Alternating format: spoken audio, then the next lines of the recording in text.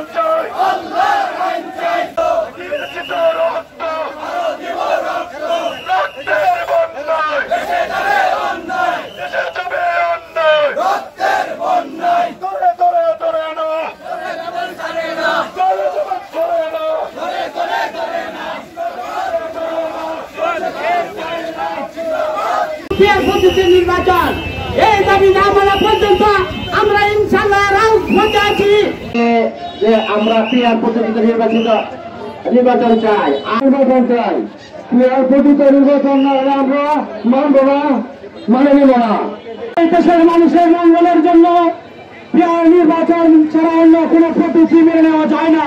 আমাদের প্রধান দাবি হলো জুলাই সনদকে স্বীকৃতি দিতে হবে। চাই না বাংলাদেশের জনগণ আর কালো শক্তি দ্বারা নির্যাতন হোক। আমরা পেশি শক্তির বিরুদ্ধে সোচ্চার হতে চাই।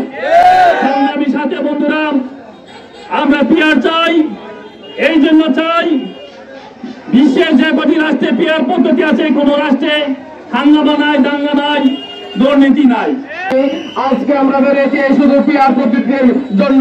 এই পিয়ার পদ্ধতি যদি না হয় আমরা কিন্তু রাজপথ থেকে সরব না বন্ধুরা।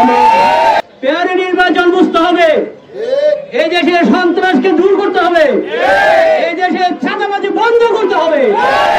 ইসলামী বাংলাদেশের সমস্ত গণতান্ত্রিক আন্দোলনে রাজপথে ভূমিকা রেখেছে। আজকে দেখুন আমরা দীর্ঘ 17 বছর আন্দোলন করে এদেশ থেকে ফ্যাসিস্টকে দূর করে একটি সুন্দর নির্বাচনের আশা করেছিলাম। তখন এই ফ্যাসিস্টের সমস্ত জুলুম নির্যাতনের বিচার না করে যদি নির্বাচন হয় এদেশে নির্বাচন সুষ্ঠু হবে না। সংগ্রামী ভাইয়ের আমার, নির্বাচন করতে হলে বাংলাদেশে পিয়ার পদ্ধতি করতে হবে। নির্বাচন করতে হলে ফ্যাসিস্টের বিচারকে দৃশ্যমান করতে হবে। সংগ্রামী ভাইয়েরা, ডাকসু নির্বাচনে আম এবং সালাম দুটোই হারিয়ে তারা দিশে হারা হয়ে গিয়েছে।